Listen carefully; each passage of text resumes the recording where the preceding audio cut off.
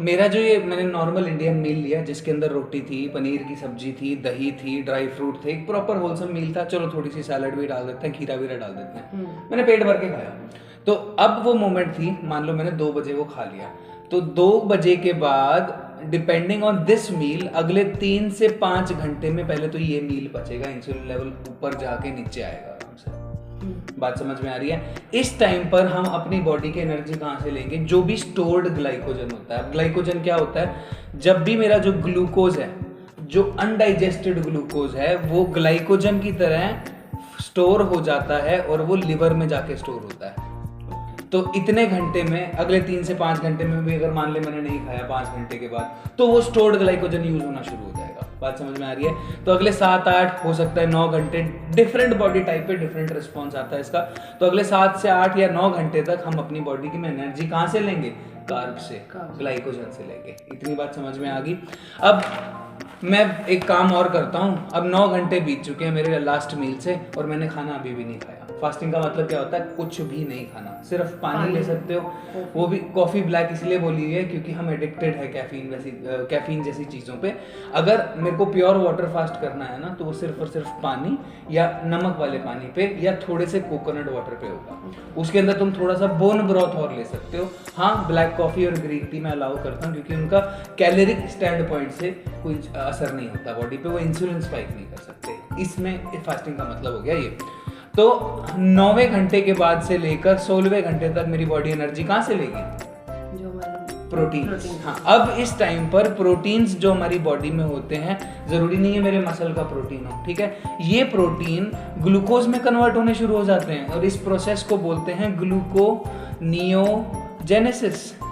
इसीलिए मैं बोलता हूँ ज्यादा प्रोटीन भी मत खाओ, क्योंकि अंत में वो भी ग्लूकोज में कन्वर्ट होगा और ग्लूकोज ज्यादा फीड करूंगा बॉडी को तो क्या होगा? इंसुलिन ज्यादा स्पाइक होगा। फायदा क्या है हाई प्रोटीन डाइट का?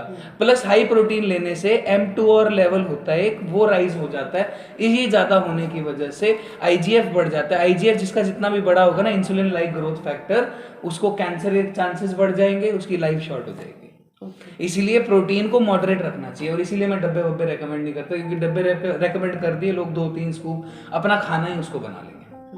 आप नॉर्मल, अगर फॉर एग्जांपल मैं प्रोटीन की मात्रा बताऊं, तुम्हारा जो मसल मास है, हमने तुम्हारा BMI किया था, ठीक है, 70 किलो वजन है तुम्हारा, 70 किलो में से 49 किलो तुम्हारा मसल मास आया था। तो कहने का मतलब, अगर तुम वर्कआउट बिल्कुल भी नहीं कर रही हो ना, 49 ग्राम प्रोटीन में तुम्हारा काम सर जाएगा। अगर तुम थोड़ा सा 3 से 4 दिन वाला हैवी वर्कआउट कर रहे हो, इसको 1.2 से या 1.3 से मल्टीप्लाई कर दो, तुम्हारा प्रोटीन इंटेक आ जाएगा, जो 60 ग्राम से ज्यादा नहीं होगा। तो तुमको नॉर्मल प्रोटीन तो वैसे डाइट से मिल ही जाएगा, तुम्हें 100 ग्राम, 150 ग्राम, 200 ग्राम प्रोटीन की जरूरत नहीं है, क्योंकि अंत में वो भी क्या होगा? ग्लूकोज में कन्वर्ट होगा। बात समझ में आ गई? और जो भी ग्लूकोज, फॉर एग्जांपल ग्लूकोज है, वैसे वो स्टोर कर लेता है लिवर के अंदर ग्लाइकोजन के रूप में। वो भी अनस्टोर्ड अगर रह गया और मैंने ग्लूकोज डाल रखा है, वो सारा फैट की फॉर्म में कन्वर्ट होगा। ये चीज समझ में आ गई? तो 16 घंटे तक मेरी बॉडी एनर्जी कहाँ से लेगी? अब प्रोटीन टूट जाएंगे। अब बॉडी हैरान है, अबे तो कार्ब खत्म हो गए, प्रोटीन खत्म हो गए, क्या हो गया? अब एनर्जी कहाँ से आएगी? तो पहले तो चक्कर आने लगेंगे। वो चक्कर उसको आएंगे जो कार्ब से एडिक्टेड है। इसलिए 16वें घंटे के बाद लोग पागल हो जाते हैं एक बार के लिए। तो इस टाइम पर बॉडी अपना एक और मैकेनिज्म ऑन कर देती है, वो है फैट बर्निंग का। फैट बोलते हैं भाई साहब हम भी जिंदा हैं, हमें भी यूज करो। तो बॉडी का जो भी स्टोर्ड फैट है, अब फैट ऐसे तो यूज हो नहीं सकता, तो फैट वो टूटना शुरू हो जाता है। किसमें? ध्यान से सुनियो, फैटी एसिड में और ट्राइग्लिसराइड में। ये 2 टाइप के फैट, तूने लिपिड प्रोफाइल का टेस्ट करवाया होगा, उसमें देखे होंगे, ट्राइग्लिसराइड, HDL, LDL वगैरह। हाँ, ये फैट्स ही हैं, ट्राइग्लिसराइड ये भी एक टाइप के फैट है। अब ये दोनों तो ब्लड स्ट्रीम में घुल नहीं सकते, क्योंकि ब्लड वाटर बेस्ड है और ये फैट है, ये ऑयल बेस्ड है। तो ये क्या करते हैं? उसी ब्लड स्ट्रीम के जरिए वापस लिवर तक जाते हैं, और इस लिवर में यही फैटी एसिड से बनते हैं क्या? कीटोन्स। तो कुछ नहीं है, ये एनर्जी का सोर्स है।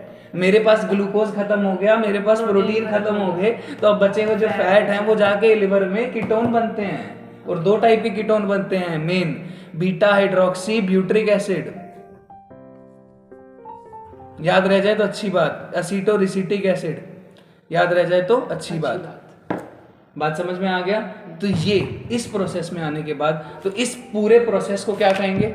कीटोसिस। कीटोसिस। ठीक है, कीटोजेनिक डाइट कहाँ से आई वो मैं तेरे को बताऊंगा। कीटोन और कीटोसिस समझ में आ गई। तो अब मेरी बॉडी कीटोसिस में जाना शुरू हो जाएगी 16वां घंटे से लेकर, अब आगे मैं नहीं खाऊंगा ना, अब ध्यान से सुनियो, 16वां घंटे के बाद 24 घंटे तक ये कीटोन का लेवल बढ़ता रहेगा, चाहे मैं 5 दिन ना खाऊं, 5 दिन भी बढ़ता ही रहेगा।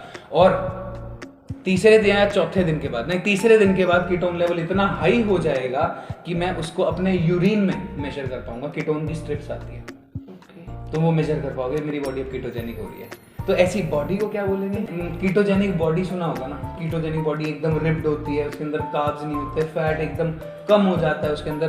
कीटोजेनिक का मतलब हमने अपनी बॉडी का फैट चलाने वाला मैकेनिज्म ऑन कर दिया, स्टोव ऑन कर दिया। तो अगर मेरी बॉडी कीटोसिस में जा रही है, विच मीन्स मैं अपनी बॉडी का फैट ही यूटिलाइज करता जा रहा हूँ। बात समझ में आ रही है? अब इस पॉइंट पर मान ले 16वें या 20 घंटे 24 घंटे बीत गए, 24 घंटे तक तूने कुछ नहीं खाया, तो तेरी बॉडी में थोड़ा सा कीटोसिस हो रहा होगा, ठीक है। थोड़ी बहुत ऑटोफेजी स्टार्ट हो चुकी होगी। ऑटोफेजी क्या होती है? Cleaning of intracellular organelles. मतलब अब बॉडी हमारी इतनी स्मार्ट है संदीप, हमारी बॉडी ना क्या करती है कि यार जब खाना नहीं आ रहा होता ना, फैट भी यूज कर रही है, कार्ब भी यूज कर रही है, अब कहती है भाई ये बंदा खाना नहीं डाल रहा, पगला गया है ये, इसको कुछ करना पड़ेगा। या हो सकता है पुराने जमाने में चली जाए, पुराने जमाने की तरह उसको खाना नहीं मिल रहा। बात समझ में आ रही है? तो अगर मान ले मेरे को 2 दिन खाना नहीं मिला, तो मेरी बॉडी क्या करती है, मेरे जो पुराने डेड सेल हैं जो किसी काम के नहीं है, वो एफिशिएंट होना शुरू कर देती है। सबसे पहले उन सेल को खत्म करके एनर्जी बनाना शुरू करती है।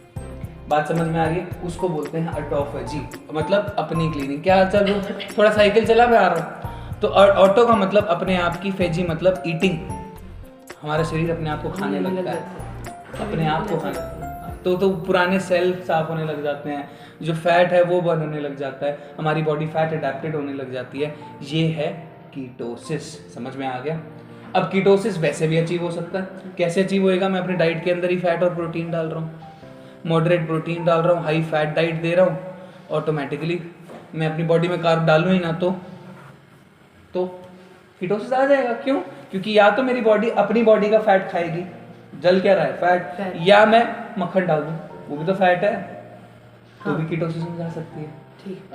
तो बेसिकली ये कीटोसिस वर्ड किससे बना? ये इससे बना जब मैं कुछ नहीं खाऊंगा ना, मेरी बॉडी अपने आप कीटोसिस में चली जाएगी। क्यों? क्योंकि कीटोन बनने शुरू हो जाएंगे, और मेरे को एनर्जी कहाँ से मिलेगी? कीटोन से। अब तेरे को पता है बीटा हाइड्रोक्सी ब्यूटरिक एसिड एक ऐसा कीटोन है जो ब्रेन में जाकर क्लीनर बर्न करता है, ग्लूकोज से ज़्यादा अच्छा चलता है।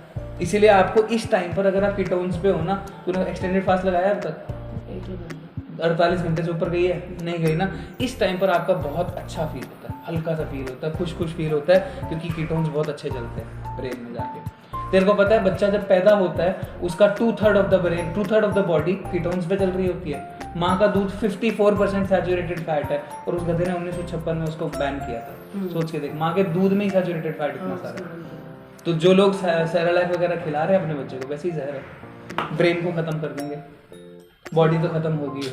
ठीक है, तो कीटोन समझ में आ गए, कीटोन बनते कैसे हैं, कीटोसिस क्या होता है ये समझ में आ गया।